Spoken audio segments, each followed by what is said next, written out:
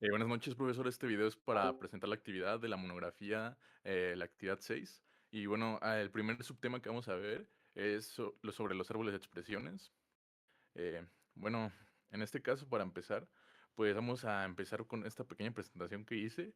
Eh, esto de aquí es qué es un árbol de expresiones.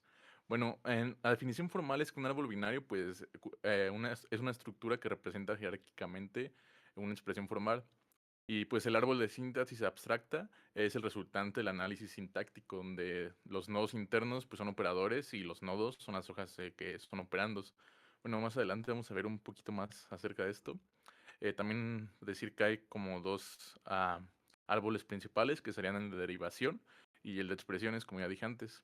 Bueno, en los árboles de derivación, los nodos internos son el E, el T y el F, que son no terminales. Y pues incluyen hojas con paréntesis como tokens y muestra el proceso gramatical completo y pues usado en el análisis sintáctico. En cambio, los árboles de expresiones pues son los nodos internos que son de los operadores, no cuentan con paréntesis o al menos no implícitos en la estructura y representan la semántica de la expresión. Esto hace que sean la base para la evaluación y una generación de código. Bueno, algunos de los componentes de los terminales y no terminales son los operandos, que en general son nodos hoja terminales y que son literales numéricos. Ya aquí hay un ejemplo, tres o con fracciones. Y pues puede ser o unas variables, ya sea x, y el resultado. Entonces, los booleanos pueden ser el true o false de toda la vida y tienen un identificador. Después siguen los operadores, que son nodos internos terminales. Dentro de estos también están los aritméticos que ya mencioné antes. Están los relacionales como menor que, mayor que, o igual, o no es igual. O los lógicos, and, or, o note. Y los unarios, que es menos x, el note y el p. Los no terminales, pues está la gramática GLC, que donde E es una expresión, ya sea de suma o resta, el T es el término, ya sea multiplicación o división, y F es un factor paréntesis que desaparece en el AST. Bueno, aquí hay unos pequeños ejemplos de los aritméticos y relacionales, que, bueno, aquí comentándolos por encima, pues utiliza el D, el T, por ejemplo, en las aritméticas, que da como resultado un número. En las relacionales, pues obviamente nada más es compararlos. En las lógicas, las booleanas, pues nos va a dar un not, o que ya sea true o false, verdadero o cierto, verdadero o falso, perdón. Y pues después están las que tienen funciones, donde ya tienen un identificador. Después de esto, hay notaciones, ya sea en fija, prefija o postfija. Eh, por ejemplo, en la infija el formato va de izquierda o de derecha. Aquí, por ejemplo, pues una suma, pues la gramática es como dije con la E más la T. Y el recorrido es desordenado. Después está la prefija, igual puede ser de izquierda o de derecha. Y aquí ya utiliza más a los operandos, pero siguen siendo un recorrido de preorden. Y la postfija también de derecha, o empieza por izquierda y termina en derecha. Y pues el ejemplo es igual con las Cs y da como resultado un ID. ¿Te puedo Pues, agregar algo ahí, compañero? Puedes regresar a sí, la anterior. Mira, como creo que se olvidaste de mencionar el para qué se usan estas notaciones, la infija, prefija y posfija. Lo que yo entiendo es que la infija es la manera en que nosotros entendemos ¿cómo? La, las operaciones, pues, que la leemos así de que de izquierda a derecha y el operador en medio, por ejemplo. Pero la computadora hace otra cosa que es primero leer los operadores y luego leer los operandos. Pero bueno, eso yo lo voy a estar explicando más adelante. bueno, continuando un poco y gracias por tu aportación, Víctor. Pues sigue la construcción del árbol, que es el análisis sintáctico. Ahí está pues el top-down y el bottom-up, que ya hemos visto antes, de hecho en actividades anteriores, que pues es un token, look ahead, de arriba abajo. Y pues obviamente aquí ya no tiene recursión izquierda y no es ambigua y ya es determinista. Y en este caso se usan los parsers recursivos descendentes, ya sea por ejemplo en C o Pascal. Y el bottom-up que va de las hojas hacia la raíz. Y en la pila se le suma la tabla de acciones. Aquí, por ejemplo, puse un ejemplo que Shift pues, va a apilar un token actual. El reduce va a crear el nodo y después va a aplicar la producción. Y el accept es cuando ya está correcto el árbol completo de la raíz. Y el algoritmo con la pila, pues sería una expresión postfija, donde el operando pasa al un nodo de hoja y después ya se apila. Después el segundo paso del algoritmo, pues es el operando, pasa al pop 2 veces, después a un nodo interno y después se apila otra vez. Y pues al último paso es que al final, cuando llega al tope, va a ser la raíz del árbol. Y bueno, aquí también un poco, ya mencionando todo lo anterior, está los recorridos del árbol y la generación del código. Bueno, esto ya lo he mencionado antes, es lo de inorden, preorden y postorden. Eh, bueno, aquí nada más puse otros comentarios como que el inorden sirve para regenerar código fuente o para depuradores, que se usa muy comúnmente en este tipo de casos. El de preorden sirve mucho para los parses LL y los intérpretes recursivos. Y el de postorden es muy útil para la generación de código y las máquinas de pila, que ya hemos visto también desde lenguajes de interfaz. Y bueno, aquí por ejemplo, para una evaluación de árbol de expresiones, está la evaluación recursiva, donde se evalúa un nodo, y si la hoja, am, se evalúa la hoja y después retorna el valor de un nodo. Después por la izquierda evalúa el nodo izquierdo y por la derecha pues vaya el nodo derecho. Y después ahora sí retorna el del medio, el izquierdo y luego el derecho. Y pues este sirve para, estos son calculados en posorden, donde los hijos van antes que los padres. Y la tabla de símbolos es donde se asocia el ID de cada elemento y se le asigna un valor para las variables. Y para optimizar, por ejemplo, el AST, pues primero se hace una propagación de constantes, donde los subárboles son solo constantes que se reemplazan por su resultado en un tiempo de compilación. Y un cortocircuito lógico, por ejemplo, en los lógicos de compuertas, el A y el B, si A es falso, pues B no se evalúa. Después sigue la eliminación del CSE, que son subexpresiones comunes, em, Common Subexpression Elimination, que se calculan una sola vez. Después sigue la verificación de tipos, donde cada árbol decorado, pues en cada nodo lleva un atributo de un tipo de dato, ya sea int, float o booleano. Aquí, por ejemplo, es para implementarlo en C Sharp, pues hicimos 5 ejercicios. Bueno, hice 5 ejercicios progresivos de dificultad.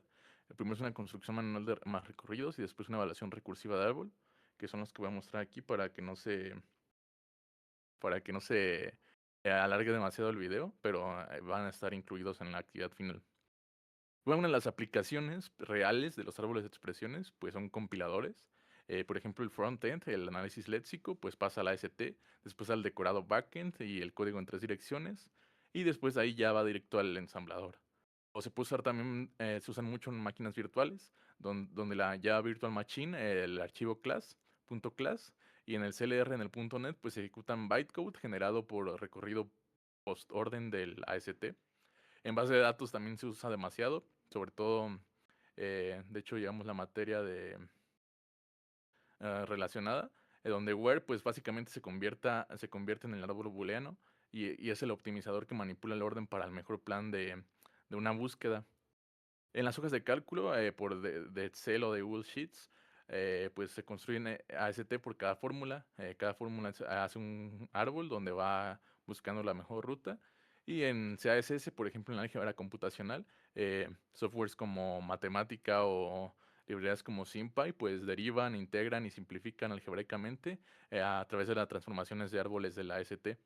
Y en motores de reglas o inteligencia artificial, pues hay condiciones lógicas con árboles booleanos que causan un cortocircuito para la evaluación eficiente.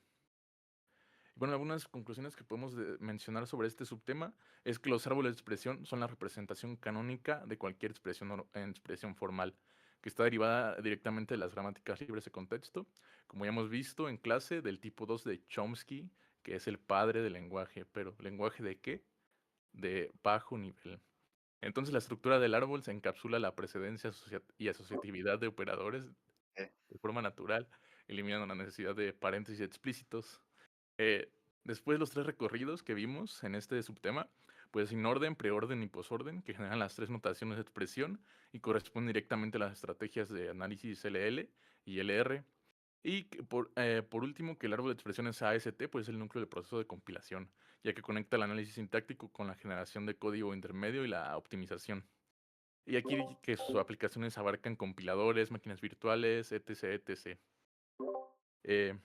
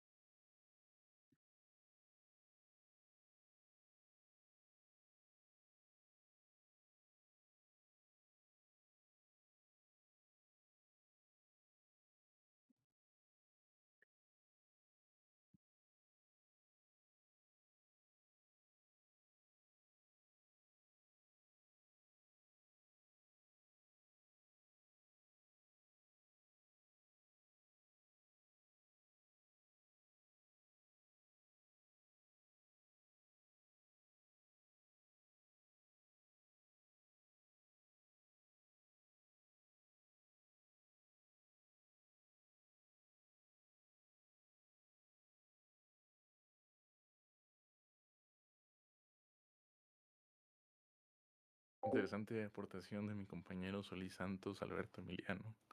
Eh, pues ahora vamos a pasar al segundo subtema, que son las acciones semánticas. Eh, bueno, el segundo subtema son las acciones semánticas y la traducción dirigida por la sintaxis. Eh, Bueno, las acciones semánticas, como tal, la definición es que son fragmentos de código fuente. Estos pueden ser escritos en lenguaje de alto nivel, C, C++, C Sharp, Java, Python, el que se imaginen, y pues son intercalados en las producciones de una GLC y van más allá del el reconocimiento estructural, ya que procesan el significado como tal del código. ¿Cuándo se ejecutan? Se ejecutan cuando hay una reducción, es decir, cuando se hace un análisis bottom-up, o cuando hay una expansión de no terminal, que va en el orden top-down. Las funciones principales pues son la manipulación de una tabla de símbolos o una verificación de tipos, o puede ser una generación de un código intermedio. La traducción dirigida por la sintaxis, perdón, donde la TDS asocia reglas de cómputo a las producciones de una gramática y se guía directamente por el árbol de análisis sintáctico y utiliza una definición dirigida por la sintaxis TDS. Esta es la extensión de la GLC donde cada símbolo pues tiene atributos asociados, como ya hemos visto. Hay una regla semántica general donde por cada producción se define que B es igual a F y en una sucesión de números o de atributos, vaya, no de números como tal, sino que hay un número infinito de números hacia la que pueda ascender. B es un atributo que está asociado a C, y pues es el número de atributos, y la F es la función de cómputo semántico. Y este mecanismo asegura que el procesamiento semántico pues, es una extensión natural del reconocimiento sintáctico. Después tenemos unas gramáticas de atributos, donde pues la técnica formal para proporcionar semántica a las construcciones de un lenguaje de programación es añadiendo notaciones a los nodos del árbol del análisis. Por ejemplo, puede ser el valor de una constante, un X número, puede ser un tipo de variable, int, booleano, un char, y puede ser una dirección de memoria, como ya hemos visto también desde arquitectura de computadoras en programación en lenguaje ensamblador. Y pues el árbol decorado es un árbol de análisis sintáctico que muestra los valores de los atributos calculados en cada nodo. Ese es el proceso de calcular estos valores a los cuales se les denominan como una evaluación de atributos. Después de tener el árbol, pues se clasifican los atributos, donde están los sintetizados, que es el flujo ascendente, que va de hijos a padre, y están los heredados, que es el flujo descendente o puede ser lateral también, que puede ser de padre a hermanos, hacia el nodo o hacia hijos.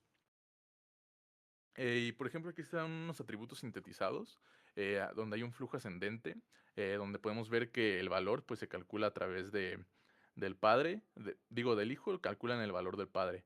Y pues A.A se define como la función de X sucesión. Y pues es ideal para valores de expresiones y solo usan atributos de los hijos. El ejemplo clásico pues es la producción gramatical, donde es igual a la primera sucesión de E más T. O una regla semántica asociada pues puede ser el valor de E, que puede ser igual al primer valor de E más el total del valor. Y después está la gramática S atribuida, que es una gramática que solo utiliza atributos sintetizados. Es decir, que son las más sencillas y eficientes de implementar porque ya está todo hecho. Después están los atributos heredados, donde pues cada flujo, hay un flujo descendente lateral para la producción de A igual a una sucesión. Y esto depende del padre y los hermanos izquierdos, y se propaga la información de manera contextual. Además, esto es esencial para el ámbito de variables, es donde más se usa, ya que es útil en declaraciones múltiples de un mismo tipo. Y pues está la gramática L atribuida, que es básicamente lo mismo, pero permite atributos heredados con unas restricciones de orden. Después está la declaración de tipos, donde pues aquí por ejemplo una variable int, pues se declara, es una definición y cada identificador hereda un atributo un atributo tipo del nodo padre, lo que le permite verificar tipo correcto en toda la lista y esto nos ahorra una recursividad, vaya. Después tenemos una comparativa de datos sintetizados contra heredados. Por ejemplo, aquí del lado derecho de esta tabla se ve la característica y después una pequeña descripción. Bueno, empecemos con la dirección del flujo, que en los sintetizados, como ya dije, pues es ascendente y en los heredados es descendente. La dependencia en los sintetizados depende de los hijos, de los atributos de los hijos, y en los heredados, pues de los atributos del padre, los hermanos izquierdos. El tipo de gramática es atribuida en los sintetizados y en heredados, como ya hemos visto, es la L atribuida. Y el caso de uso típico para los sintetizados, pues la evaluación de expresiones o el tipos de retorno. Y en los heredados son los tipos de variables, el ámbito y el contexto. En la implementación de los sintetizados es una mucho más sencilla y directa. Y en los heredados requerimos un orden de evaluación que se distribuye previamente. Y ambos tipos de atributos pues, pueden coexistir en una gramática para cubrir diferentes necesidades semánticas del lenguaje. Aquí está unos pequeños pasos del proceso de evaluación de los atributos. El primero es el análisis léxico, donde la tokenización de la cadena de entrada pues tiene paso. Después seguimos con un análisis sintáctico. Una vez que se hizo la tokenización, se empieza la construcción del árbol de derivación o el parse tree. Después tenemos la construcción DDS, que ya empieza a asociar las reglas semánticas a cada producción construida anteriormente. El cuarto paso es la evaluación, donde ya a partir de lo anterior se calcula atributos sintetizados y se heredan en el árbol. Y pues ya tenemos al final, como ya comenté en el primer subtema, pues el árbol decorado, que es el árbol con todos los atributos calculados listos para ya generar un código como tal. Bueno, un pequeño resumen de este subtema es que las acciones semánticas pues tienen la GLC con código que procesa el significado, las tablas de símbolos, los tipos y el código intermedio. Las TDS y DDS pues la traducción dirigida por la sintaxis y formaliza el vínculo entre el árbol sintáctico y el procesamiento semántico. Bueno, los dos atributos a resaltar aquí pues son los sintetizados y los heredados, donde los sintetizados pues ya tienen el valor calculado desde los hijos hacia el padre, en base a la gramática es atribuida, y los heredados son desde el padre o hermanos hacia la izquierda y permiten propagar el contexto en gramáticas L atribuidas. Bueno, creo que es mejor mostrar los códigos al final para explicarlos mejor y que no se confundan. Y ya ahorita vamos a pasar con la explicación de mi compañero Víctor. De hecho, se vienen muchas sorpresas porque sigo yo. Ah, De mi compañero Pablo. pues, ajá. Pues vamos a empezar, vamos a darle un poquito de agilidad a esto, que, bueno, para que no se duerman mis compañeros y usted, profe, no se duerma.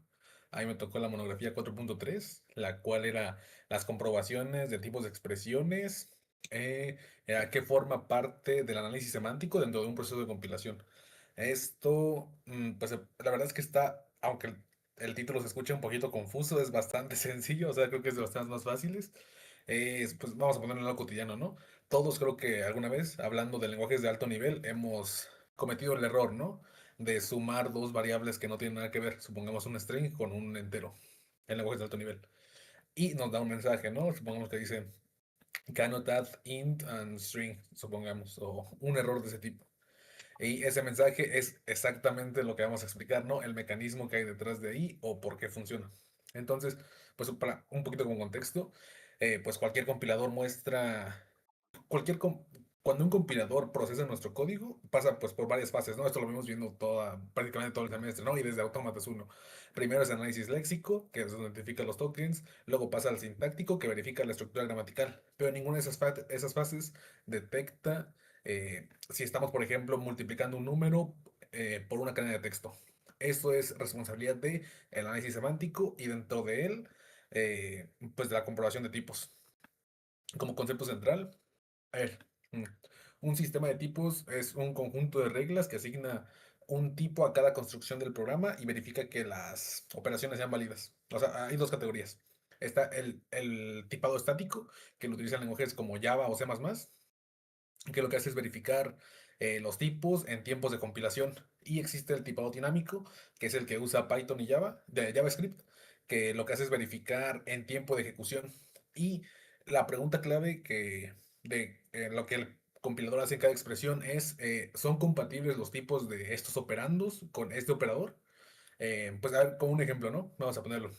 Mm, Tenemos variables de edad, que son de tipo entero, pues, obviamente. Y tenemos un salario que es de tipo flotante. Si el programa escribe suma la edad más el salario, el compilador construye un árbol AST y recorrería sus nodos de abajo hacia arriba y aplica las reglas de tipo, ¿no? ¿Y qué es lo que dice esta regla? Las reglas de tipo es entero más flotante produce un flotante, con una conversión implícita del entero que, bueno, eso se llama widening o ensanchamiento, que es válido, o sea, no me marqué ningún error y está ya funcionando. Pero ahora, si el programa me está escribiendo edad más un nombre, siendo el nombre una cadena, un string. El compilador no va a encontrar ninguna regla implícita ni explícita que permita sumar un entero con una cadena, y entonces generaría un error del tipo, un error un error de este tipo en el tiempo de compilación. Y bueno, ese es un poquito más o menos de la monografía que hice, que bueno, en la monografía desarrollo 5 aspectos que son como los fundamentales que yo identifiqué. Primero, las reglas de tipo formales para expresiones aritméticas, relacionales y lógicas con notación de las diferencias de tipos. Dos, ah, la conversión de tipos. Con esto me refiero a la conversión implícita que dije hace un momento, o el widening o ensanchamiento, que esto va de tipos menos precisos a más precisos sin pérdida, y el casting o la conversión explícita que puede implicar la pérdida de información. El tercero es la equivalencia de los tipos. Si dos tipos son iguales por su estructura interna, que se llama eso equivalencia estructural. O solo si tienen el mismo nombre, que es una equivalencia nominal. Y el cuarto, que es la inferencia de tipos, que esto es lo que permite al compilador deducir el tipo, el tipo sin que el programador lo declare explícitamente. Eso se hace en lenguajes como Kotlin, Rust y Haskell, creo que también lo usaba. Y, pues el quinto y último, que es el manejo de errores, porque pues un compilador no se detiene en el primer error, sino que utiliza estrategias de recuperación para reportar todos los posibles problemas de una vez. Y bueno, en conclusión de este tema, que le digo era bastante sencillo, la verdad, es la comparación pues la comparación de todos los tipos es como, yo lo veo como una primera línea de defensa o como bueno, un cortafuegos, no tanto porque ya existe un término que se llama así, firewall, eh, pues del compilador en contra de errores, específicamente los semánticos. Y pues gracias a esta es que errores que en un lenguaje que no tenga un tipados, esos errores solamente aparecían en producción. Y estos pues son detectados antes de ejecutar una sola línea. Y pues creo que se explicó bastante bien lo que trataba eso. Igual en la monografía ya dije los 5 temas que desarrollo un poquito más. Ah, y esto pasamos al siguiente tema, que es el 4.4, que era la pila semántica de un analizador sintáctico. Y bueno, este sí está ya, bueno, es diferente a la otra y un poquito más avanzada. Pues para situarlos bien y que no se me estén perdiendo, eh, piensen en cómo funciona la calculadora de escritorio. Cuando se escriben 3 más 4 por 2 y se presiona igual. Algo internamente va guardando los números y los operadores. De estar respetando la precedencia y al final pues me da un resultado, ¿no? Que en ese caso es 3 más 4 por 2, 11. Y esto es exactamente lo que hace una pila semántica dentro de un compilador. Mm. A ver, el analizador sintáctico lo que hace es verificar que la estructura del programa es gramaticalmente correcta, pero además de verificar la forma, el compilador necesita calcular información del significado. O sea, a qué me estoy refiriendo es como de qué tipo es esta expresión, cuánto vale esta constante, a qué variable está apuntando este identificador. Y para hacer esto sin perder el hilo del análisis, el compilador es una estructura adicional que corre en paralelo, ¿no? En paralelo con la pila del iniciador. Se llama la pila semántica, que pues, es básicamente el nombre, ¿no? La pila semántica es una pila secundaria que está sincronizada con la pila sintáctica. Sí, semántica con sintáctica. Por cada símbolo que se apila sintácticamente, también se apila su valor semántico. Y por cada reducción se aplica una regla semántica que calcula el nuevo valor a partir de los valores desapilados, por así decirlo. Sí, desapilados. Esta regla semántica forma parte de lo que se llama una gramática con atributos, donde cada símbolo de la gramática tiene atributos, lógicamente, y cada producción tiene una regla que calcula esos atributos. Y entonces, bueno, los atributos que mencioné se calculan de hijos a padres, se llaman sintetizados y son como los más naturales de manejar con una pila. Y los que influyen de padre a hijo se llaman heredados y son un poquito más complejos. Y bueno, voy a intentar dar un ejemplo práctico, bueno, a explicar más o menos un ejemplo. Igual en la monografía tengo un ejemplo un poquito más desarrollado, pero bueno, supongamos que un compilador recibe una expresión de 3 más 4 por 2. Al leer el 3, lo apilaría en una pila semántica con un valor de 3. Al leer el 4 y el 2, también los apila. Cuando reduce el subárbol 4 por 2, aplicaría la lección semántica. ¿A qué me refiero?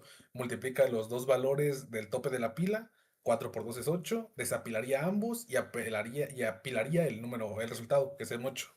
Entonces luego reduciría el árbol completo, es decir, suma el 3 y el 8, obtiene 11, y ese 11 se queda en el tope de la pila semántica, ya como el resultado final.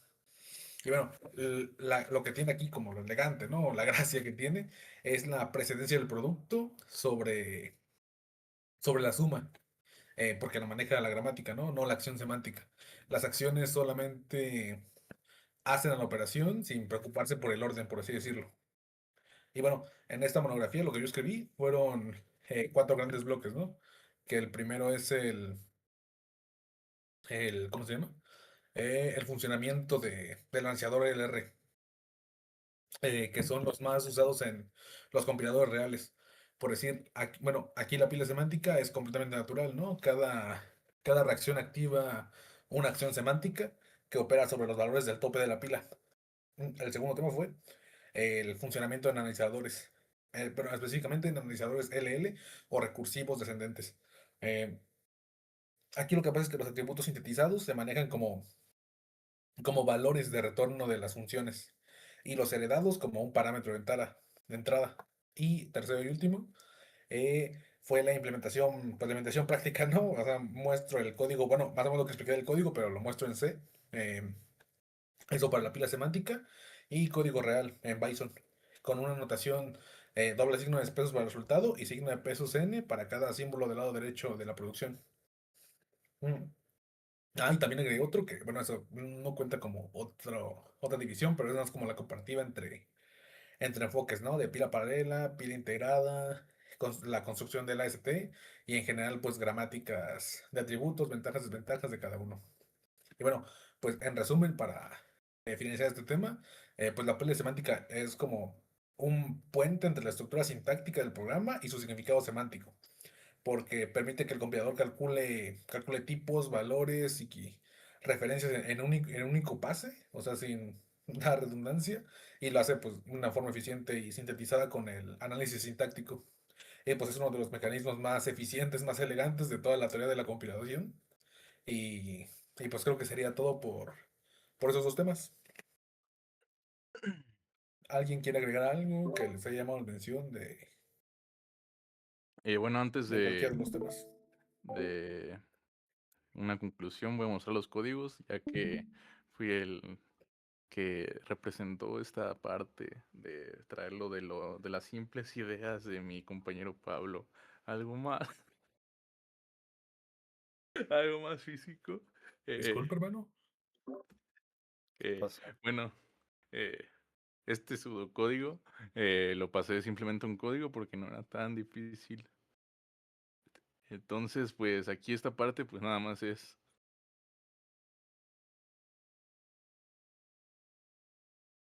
¿Ahora qué? Hermano, ¿te encuentras bien, hermano? ¿Te encuentras bien? Creo que te dolió el estómago, hermano. Creo que te picó algo. Que esto va a salir en los loopers. Bueno, esta parte ya es como tal el código, donde es un recorrido de árbol, que como tal no se puede representar con un código, sino más bien es un pseudocódigo que se ejecuta linealmente.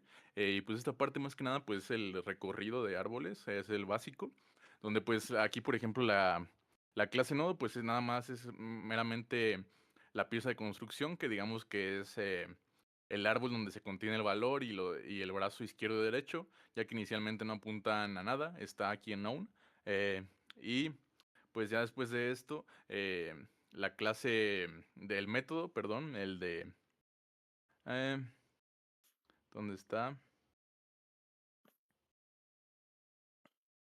Bueno, aquí estos de aquí para ya cuando imprime el inorden, el preorden y el posorden, que eran los principales. Ahí está el método de si es operador, donde es un método simple. Aquí está. No lo veía porque nada más son estas líneas.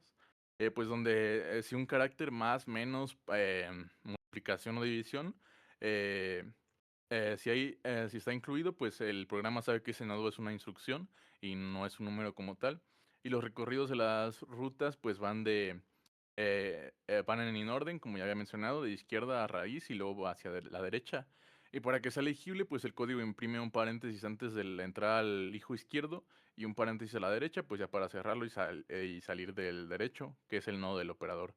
y el resultado pues va a devolver la operación como se escribe como tal en un papel, como la escribiríamos nosotros. Aquí, por ejemplo, se regresaría el 3 más 5 por 2, que tendría aquí un paréntesis antes y un paréntesis después del 2. Bueno, es una parte también de lo que había comentado mi compañero Pablo, eh, de unos ejemplos parecidos como con la calculadora. Después está ya el preorden, que ya es la raíz, va de raíz a izquierda y luego a derecha. Y pues imprime el operador primero y luego baja a sus hijos y es como dar la orden antes de dar los datos, vaya.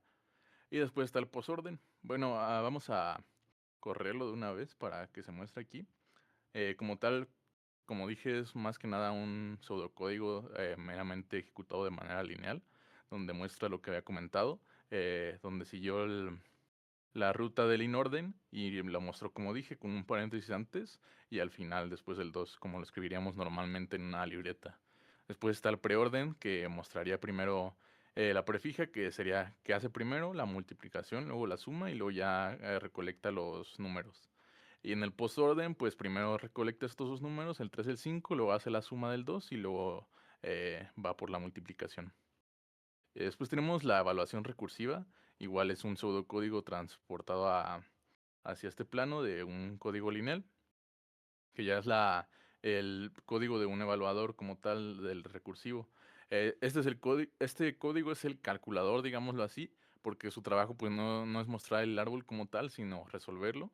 Y pues la lógica de la evaluación recursiva es eh, como ya hemos mencionado antes, pues hay un método que evalúa la raíz y funciona que en un caso base de números, pues el programa llega a un nodo que no es un operador como, por ejemplo, un 3 o un 5, pues simplemente devuelve ese número convertido a un decimal, en este caso a un tipo de dato flotante. Y en un caso recursivo donde hay operadores, pues si el nodo es, por ejemplo, una multiplicación, pues llama a evaluar para el hijo izquierdo, donde espera el resultado, y llama a evaluar para el hijo derecho, donde también espera el resultado. Y ya cuando tiene ambos números, pues aplica la operación matemática.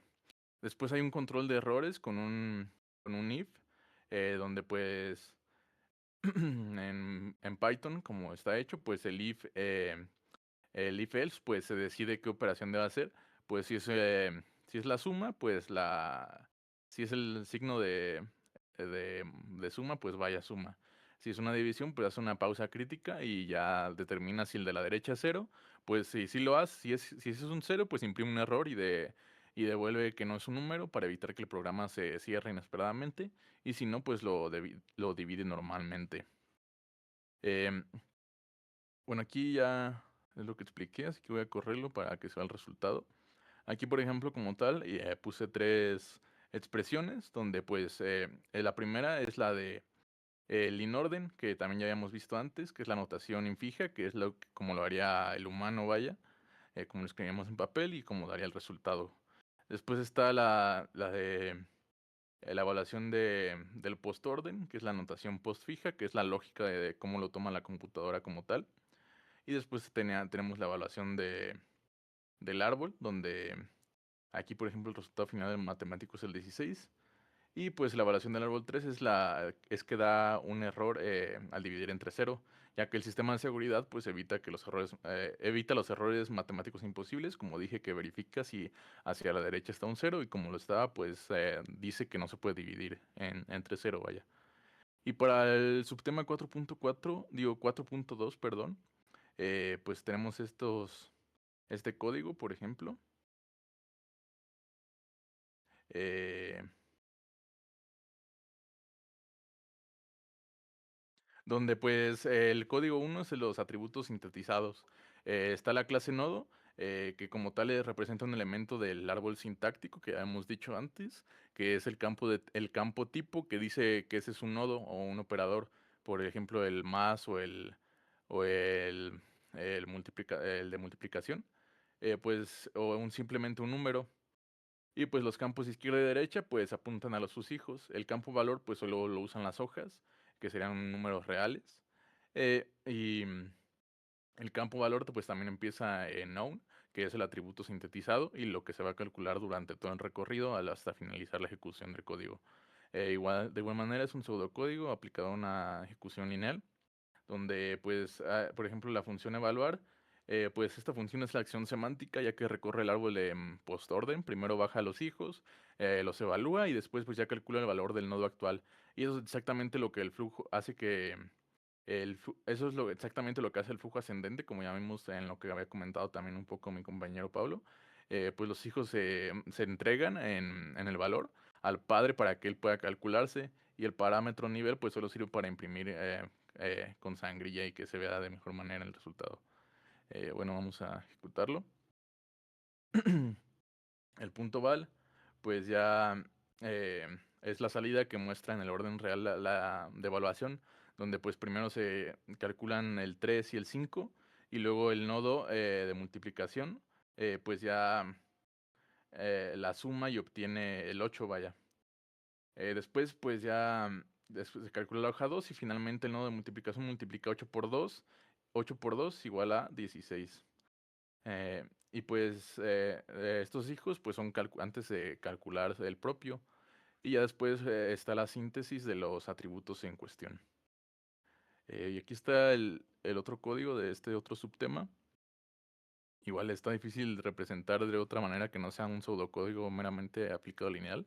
O al menos no se me ocurrió algo. Porque como son temas muy sencillos, no que sean sencillos en cuanto a cuestión de conocimiento, sino en cuanto se puede aplicar realmente en programación. Son realmente bases de programación. Esto de los nodos y los árboles, pues entonces lo más sencillo es representarlo con pseudocódigo aplicado linealmente. Aquí, por ejemplo, son atributos reservados, donde pues en un diccionario es un diccionario simple que guarda pares que sean de variable y tipo. Y pues el método de declarar es el que es la acción principal semántica, donde pues se registra cada identificador con el tipo que recibió. Si el nombre ya existe, pues lanza un error semántico y pues hace lo que haría un compilador real al encontrar una variable declarada dos veces.